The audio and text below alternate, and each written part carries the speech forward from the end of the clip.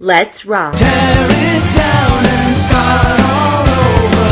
Find the path to hope and joy. Hey, this is Will from Styx. Are we destined forever to build and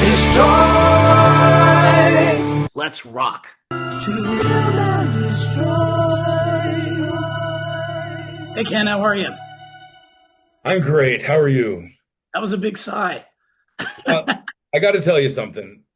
I just did an interview for a Rush Fest in Canada, and now I'm doing an interview with someone from Styx, my two favorite bands of all time, within a Oh, mile of each other. And so I'm kind of geeking out on music today. right on. It's a good thing to geek out on. Absolutely, it is. Yeah. How are you doing? I'm great, man. Just in Virginia Beach. We have a day off and play a show here tomorrow. So just keep touring all summer long. Wow. Well, welcome to Let's Rock, by the way. I should have mentioned that. Thanks for having me.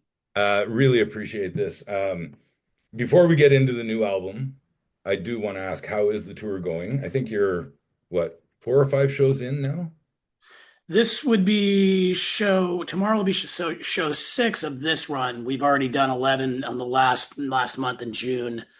It's going great. It's fantastic. A little remiss about the thunderstorms that seem to be plaguing the U.S. Last night we played 3 songs and lightning came within 5 miles of the venue, which is when they shut the show down for people's safety. And we don't really have a choice in the matter, but it's a little bit of a bummer for us to have to usher off early, if you know what I mean. Absolutely. Did you have to cancel the show?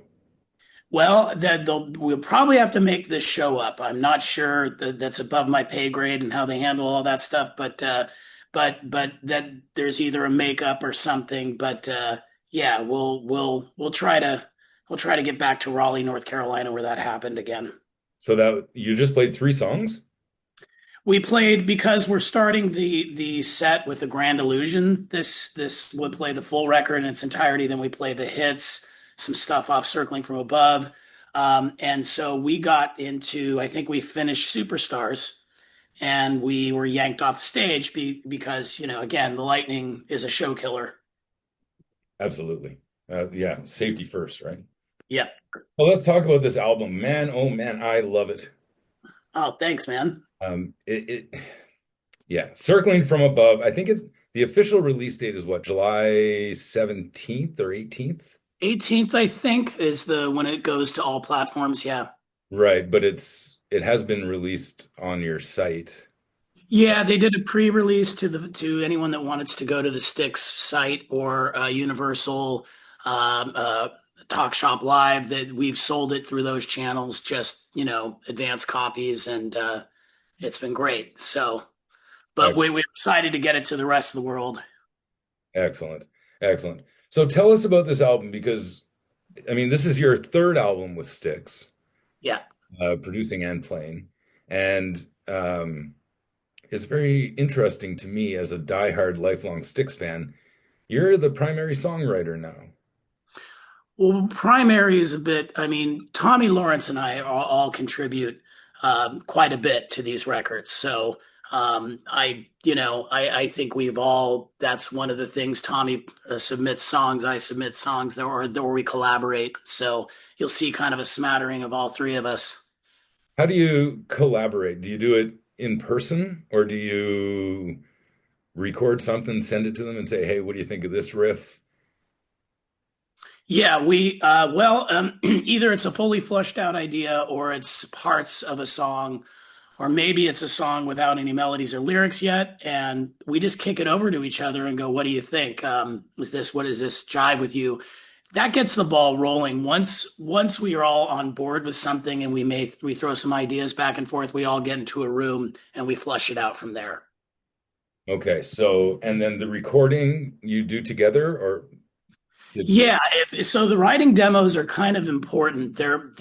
Writing demos almost have to sound like finished products, because if you want to get the rest of the band, on board, these days you just got to make it sound as good as you can. So the 3 of us or the 2 of us or whichever will really work hard on the writing demo to get it to the place where the band goes, I get this, I understand this, and I program the drums and then Todd says, that's cool. What if we did this? And that's how we collaborate as a band, as far as the instrumentation's concerned. But as far as the writing's concerned, we got to make sure that the verses, we're loving them, the choruses, the bridges, all that stuff, the instrumental sections are jiving with Tommy, myself, and Lawrence. We, with the three of us, have to be that we have to put a stamp of approval on it to Okay. be happy. It's it's another concept album, But it's not. but it's not. That's the misnomer of this record, and it was kind of the misnomer of Crash the Crown. Neither of them were intended to be concept records. This, the first two songs have a thread together, and that obviously ties in with the way we worked with the album art. But as far as conceptually, the storyline is not a concept at all. We kind of put in these elements that man versus technology, things that are working, that sort of thing. It shows up in the artwork, it shows up in the first couple songs, but then from there, it's just a variety of different songs and subject matters. So, I mean, lots of people I saw it go around, and everybody's like, "Oh, what does this mean? It's from a bird's eye view, this and that." It's not really, but if people want to believe it is, that I'm fine with that as well. Well, when it was first announced, the internet was saying it's an album about a bird. Right? Is it?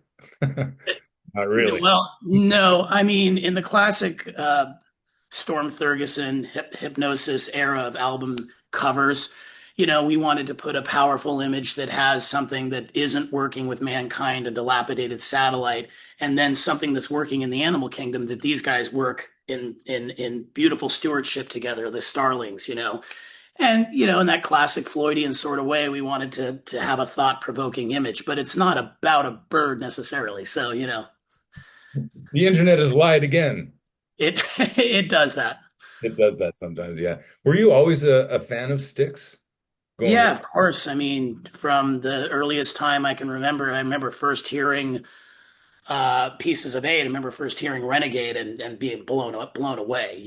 It was just amazing arrangements, and as a little kid at that time, I loved it. I remember hearing it in the back of a Pinto for the first time. You know what? Renegade was my introduction to, and it was from an old K-Tel record called the Rock Album or something. I had that record. I just That found it at a garage sale. Just bought Yeah, I love that record. it. That has Toto, Hold the Line. It's got Kansas, Carry On. It's got My Wayward Son. It's got I Yeah, remember that very well. As a kid, I listened to that. I got it right here. The Rock Album. It had ELO on it too. It also had Journey. I think if we're talking about the same record. Yeah, here it is. I don't know if you. Yep, that's the exact record. The Yeah, gold cover. yeah, and this was my introduction to Styx when I was about 10 Yeah. or 10 years old. Yeah, Yeah, we're you're probably around the same age. Yeah, exactly. so now the big question is, from a fan, how cool is it? I'm sure you've been asked this a million times.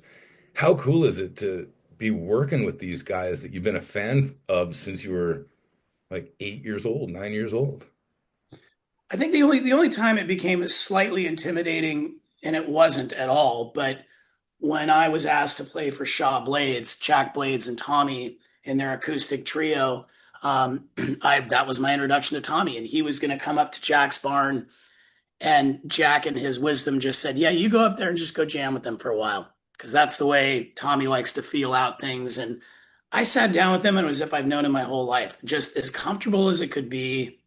He and I are very simpatico. We enjoy the same things musically.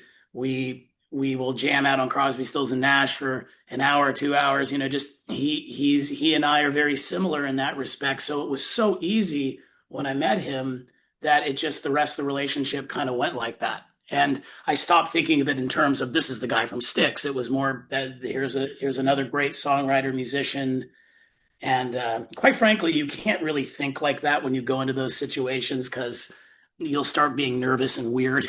Right. So Right. There must be times though when you're up on stage and you kind of look around and go, "Holy shit." Look Oh, who I'm. it's amazing. I don't take any of it for granted. I played with the Guess Who for 8 years, and that was an amazing run with some great, the original bassist and drummer of that band, and some other great musicians, and it was, yeah, it's amazing. I'm very blessed, to be playing with these classic legends. Guess who? That's right. I did an interview with, pardon my ignorance here. Were you in the band when Rudy Sarzo was in the band? Was, yep. I did an interview with Rudy when the album, oh God, I'm feeling so stupid now. What album? What was the name of the album? Well, the album I made with them that I co-wrote and co-produced was called "The Future Is What It Used," or "The Future Is What It Used to Be." I can't even think of the name now. Huh. But that might have been the one that Rudy was talking about with you because Sure. he left just after I did. Okay, the future is what it used to be. That's Yeah. right. So that was 2018. That would have been when I interviewed Rudy. Okay. Right. But I had no idea you were in that band at that I time. had long hair. I looked different. You have lots of Canadian connections. I do. I do. It's really funny. I learned quite a bit about Canadian culture while in the Guess Who. And then, of course, with the Gowan brothers, they're always surprised at my knowledge. I can refer to cultural references that only Canadians would know about, and they're surprised. The Tim Hortons. Right. Yeah, Tim Hortons. Yeah, okay. Anyway.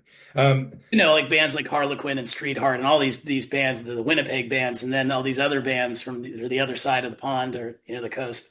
right, right. We've got some good music up here, just so you know. You had some great stuff that unfortunately didn't make it down to the US when I was a kid, but I'm catching up on it now.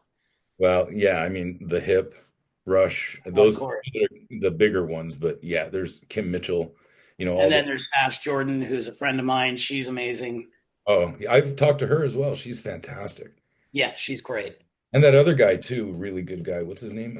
Gowan or something? Gowan. Never He was just in town. heard of it. Um, okay, so the other day I was reading a story. I don't know what kind of music you're into, but I read an article about Judas Priest Okay. and how they added a new member, Richie Faulkner, on guitar, and he kind of revitalized the band and started them going again.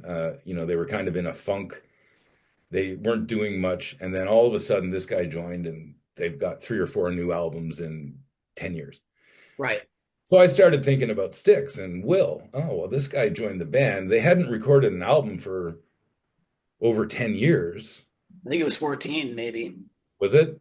Well, Cyclorama's 2003, I think. Correct me if I'm wrong. And The Mission came out in 17. So Okay, so 14 years, and now all of a sudden you're pooping out albums every couple of years. I'm not going to credit that to myself. I mean, I think every band needs a shot in the arm. It needs some creative lifeblood to come in and kick its ass, but the elements were already there. And I think Tommy never stopped writing music, and he made a solo record, which I was a part of. The other guys kept writing and playing, but there was this funk, I think, between 2004 and maybe 2015 in the record industry where there was so much uncertainty about where things were going to go. It was very, people, I can't sell physical copies of this anymore. What's the point? And there was a lot of humdrum about it. But then I think people just need to realize that artists are artists, and you create music whether that's the case or not. And Tommy was all about making music when I met him, and making a new record. So anyway, I just think it happens kind of organically, but. If I was key to inspiring those guys and myself to do what we did, then I'm grateful for that. Pretty wild, eh? 3 albums in 8 years or so, 7 years. Um, that's incredible these days. We were on a run about every 4 years. I think we put out more, except this band plays 100 shows a year, so it's really hard to squeeze in the record making part of it. But we managed to do it. So, and who knows if there's another one on the horizon? But right now we're just kind of enjoying playing these new songs live. Oh, what? Another one on the horizon? There's nothing officially. I don't think there's anything even written, but there will be, the way it works is we just start amassing songs. We get a maybe I think I remember sometime around September of last year, we had about 9 or 10. And I said, guys, this is where we're close to the finish line. All we need to do is write a few more, figure out what the best ones are going to be for the record, put it all together and see what it is. So we got close to finishing sometime around last year. And then the fun part happens where we get, Terry and Todd and we go to Blackbird Studios and record the rhythm tracks and see what kind of magic happens there. How good are the Gowan brothers? Seriously. They're exceptional musicians, exceptional writers, and just wonderful all around people. Like just great people to be in a band with. They're fantastic. I just saw them, like I said, Gowan's solo tour. Um, Unbelievable musicianship in that band. Yeah. Great stuff. Um, the things that you said, this is my favorite song on the new album. Oh, cool. It's my wife's too. She loves it. It's a ripper. Like this thing it's in your face, that song. And I'm sure you've heard this a million times. It's kind of Roger Daltrey like. Uh, just so you know, I got a whole bunch of bio stuff from the publicist. I don't read any of that because I want to just ask questions. So Sure. I've asked this a million times. I apologize, but very Who sounding, very Roger Daltrey, and you get to sing on a Styx album. Oh, you're talking about, I'm sorry, you said the things that you said. The we lost the wheel again, I think is what you might be Oh, I referring wrote, to. I got the wrong song name. Oh How yeah. embarrassing. That's okay. The things you said is the one that's right before that. It's kind of a super trampy sounding song. No, Tommy, I'm talking but about the one that you sang on. And I'm sorry, I wrote down the wrong oh, name. we that's okay. We lost the wheel. Yeah, I'm a huge Who fan too. I mean, just big time. And I was listening to Who's Next for the thousandth time, and I said, I was noticing some of these production styles with Pete and some of the things he does, like not take electric leads but acoustic leads, like on Bargain and all these songs. They're largely acoustic, but they have this rock and rhythm section with John Entwistle and Keith Moon. And I'm like, well, what if I wrote a song, the song I'm working on? What if I made it the lost song off of Who's Next? That sort of thing. And I did that with the production, and then I did my best Roger Daltrey impression, which isn't easy, and it came out kind of Who-ish, which is what I wanted. And then the rest of the guys put their magic on it, and off to the races. I apologize again. I feel really stupid about Oh that. no, no, don't worry about it. Ah, song names. I always forget song names. But yeah, I honestly thought for a while, I don't know if this is well, it's praise. I honestly thought you had Daltrey guesting on the album. That's a high compliment. He's a But stylistically, he's just got a thing, man. What an amazing singer. Just one of the greatest all-time rock singers. I mean, you got Freddie Mercury and you got Robert Plant, and you got all these, and Tommy Shaw, but then you got him. He's a force. powerhouse. Absolutely. And a great mic twirler. I don't know how he did that, but that's the thing I always remember about Roger Daltrey is the spinning of the mic. You gotta work on that for when you're singing that live. Work I on saw the a show. I saw a show, a clip where he accidentally let go and it hit someone in the crowd, and you see his face go like this. Yeah, don't It- let go. I saw a video clip the other day of Iron Maiden. The guitar player was spinning his guitar and he let go of it and the guitar flew into the crowd Occupational hazards. Yeah, for the fan as well. for the Probably bands. Yeah. Fender Strat in the head. Okay, the last time I saw Styx was in May of 2024 in Montreal, Laval. Um, I was there. Yep. you were there. And I must admit, as a lifelong Styx fan, I was thinking, why does Styx need three guitar players? And I went to the show and I realized at the end how well everything fit together with the third guitar player.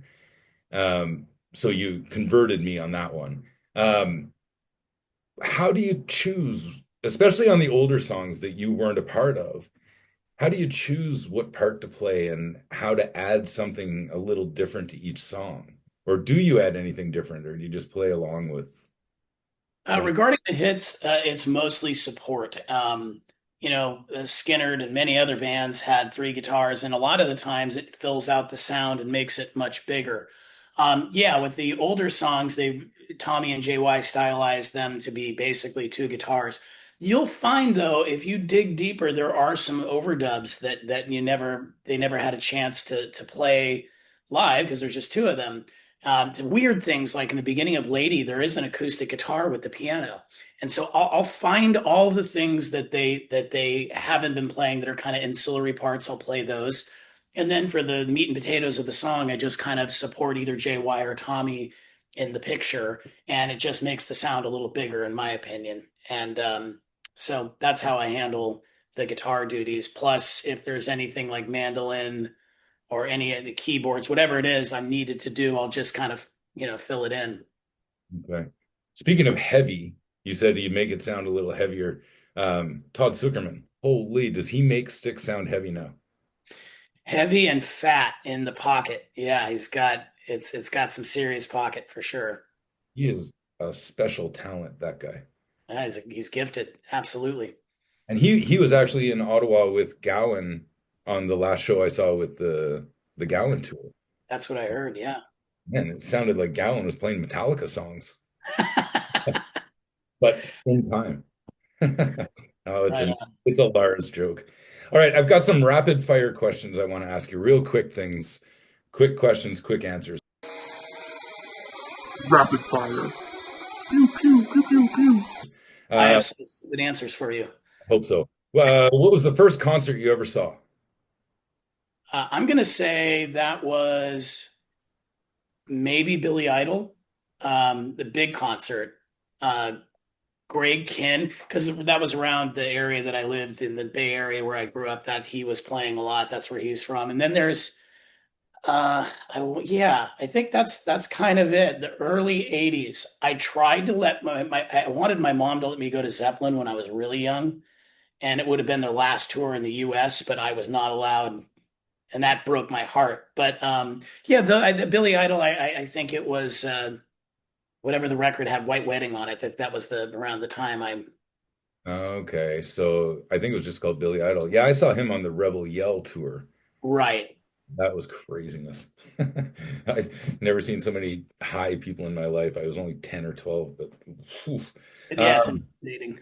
it was insane. Actually, my second concert was Styx. Ah, cool. Uh, Kilroy was here. Okay. Yeah, fantastic. Um, what kind of guitars are you playing? I think I remember seeing you with, was it a Firebird? Got a few out there, but I opened the show with a red Firebird, Gibson Firebird, and later in the show I have it's a blue, it's not frost blue, it's a blue Firebird that I play towards the end of the show. I love my Sir Telecaster, a white one. I play that a lot. I have an SG that's frost blue. I have a Les Paul that I love. Those are some of the electrics. Collings 330, and then a some various Gibson J45 acoustics for whatever that is. Nice. What was your first guitar you ever had? A Seville nylon string, probably Korean guitar when I was 4. It was terrible, but the great thing about learning on a hard to play terrible guitar is that when you finally get a decent one, life becomes a lot easier. Was absolutely. Do you still have it? I don't. I have no idea. I think I broke it over my brother's back when he was taking a nap. Another story. No, I mean yeah, there was guitars laying around the house. My dad fiddled around a little bit with it, so they were left with some guitars. I got a Japanese Telecaster that was blue, like Pete Townsend's. When the Who had that HBO live concert you saw in the early '80s, like I saw him with a blue telly, and that I had to have one. Nice. Do you still have that one? I gifted it to a young budding guitarist because I feel that you shouldn't hold like this. Here, pass the torch. Here's your entry. Here's your gateway to learning. They shouldn't just be sat around. They should be used. In my opinion. I agree. I agree totally.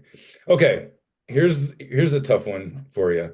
In America, you have Mount Rushmore. I've changed that in Canada to Mount MoreRush. because I think there should always be more Rush in the world. But I'm specifically talking about top Canadian artists. So I'm wondering who your Mount MoreRush of Canadian artists would be. Kev Mitchell, maybe. Rush is obviously just the staple, right? I remember first hearing the Trees and thinking Alex Lifeson was a god. It's Exit Stage Left is just Hemispheres, you name it. All those albums are they're very integral to my growing up. 2112. I mean, that was spinning when it came out in my house. I was very young, but I couldn't. I was being blown away. Um, but yeah, as far as the Joni Mitchell, Gordon Lightfoot, Leonard Cohen, these are some of the most brilliant lyricists that have ever graced us. Really, just and Neil Young. I mean, bam, bam, bam. It's some of the greatest of all time. But rock, yeah, it's there's so many great Canadian rock artists as well. Like I said, I think I was trying to think of. Well, I told you I actually really enjoyed Harlequin and Streetheart from over the Winnipeg side. Um, Remind me of some Montreal rockers from because I probably know. Rockers, you have well, Sass is Montreal, right? Of course, yeah. Well, that's The Box, Voivod. Do you remember Voivod? Voivod. Yeah, yep. Montreal, there's not that many, but I mean, you were in one of the greatest Canadian bands. I was. Guess who? Oh, the Guess Who? Oh, yeah, of course. You I gotta have just to guess who up can't there. cite my own bands that I was in. It's just slightly narcissistic. Kim But Mitchell. Um, the new band that I heard that's out of Montreal or newer is The Damn Truth. Well, I think they're great. I just love that band. I Have you got, heard them? I have not heard them. Oh No. yeah, you got to check them out. They're awesome. Female singer, she's amazing. Um, yeah, a friend of mine told me they were playing on the cruise ship that we played on one of those rock cruises, and I was blown away. Great band. I'm gonna have to check them out. So we're gonna put for your choice, you're gonna put Rush, Kim Mitchell. Kim Mitchell, Guess who? Guess Who? You got one more. You Yeah, got put Sass down there. I mean, uh, she's my good buddy. I love her, but I'm also a fan of her music. she's fantastic. I'm surprised you didn't put Lawrence up there. Like I'm not. Yeah, he's my bandmate. I can't give him that. All right. One more question for you, and then I'll let you get to it because wait, your show's tonight or tomorrow? Tomorrow night. Okay, tomorrow night. Um, I'm a little pissed off as a Canadian. I got to tell you. You're doing this big tour and you're going to Toronto, and that's it. And every time I have to see Styx, I have to drive 2.5, or in this case, I think August 15th, you're in Toronto. I have to drive 5.5 hours. Yikes. What the hell's going on? You got two Canadians in there. Right. We have been doing like every or trying every year to do like here's the west part of Canada. We did that a couple years ago. And then last year or a year and a half ago, we did the east part. And chances are, since it's been that long since we've done a dedicated run, we'll probably be more than likely next year or the year after. Again, not we don't make the call on how they put that together, but they usually do a great job of making sure they reach uh, most parts of Canada, most parts of the U.S. So we'll be there soon, I promise. And we do love that Montreal show we played. I mean, it was packed. Great fans. I mean, we're really happy to play there. You know, I've heard this from many artists. There's something about a Montreal crowd that is so different from other parts of Canada. They I mean, appreciate we the played music. Yeah, Toronto. They appreciate it. And also, I think Lawrence mentioned this in the last show. Styx got their start, or was it JY? Maybe JY mentioned it, that Styx basically got their huge break in Montreal. they did. I believe "Sweet Madam Blue" was the song that started the fire up there. In addition to Lady being kind of back discovered in the Midwest somewhere. I don't know if it was St. Louis or Arkansas, one of those places. So between those two songs and those two countries, that's where things I hear started with the band. Yeah. So yeah, but pull some strings and get to Ottawa. It's been way too long since Styx has been in Ottawa. Circling from Above, July 17th, official release date. Yes, I think 17th or 18th, something like that. Yeah. Tour is continuing. Oh, you're also playing with Don Felder and Kevin Cronin, right? Common Band. Yeah, exactly. How are they doing? How's that whole Great. It's you hear an evening of songs you're familiar with that you grew up with. You know, it's great hits, Eagles, REO Speedwagon songs, our songs. It's a very familiar, wonderful evening of music.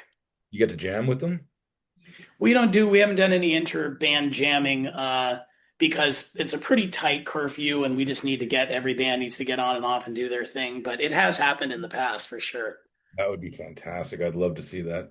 Again, congratulations on this. It's a fantastic album. Really Thank you love for listening, Ken, and supporting. Appreciate that. It's well, you guys have my support until till the end. Absolutely. Thanks, man. So hopefully I'll be there in Toronto and good luck with the tour until then and good luck on release date. It must be exciting coming up the It official. is. It is. We got kind of a double release on this there was the unofficial and now there's the official, and it is very exciting. Is it nerve-wracking? No, because the sausage has been made. It's just now it's if you love it, great. If you don't, that's whatever. But I really do hope people enjoy the record and get it. You know, it's never nerve-wracking because what are you going to do about it after the fact? But I think we're very proud of this album, and I think people will enjoy it. Oh, they have to. It's fantastic. It's wonderful. And again, congratulations, and we will see you in Toronto on the 15th. Perfect. Thanks, Ken, for having me, Ken. Two.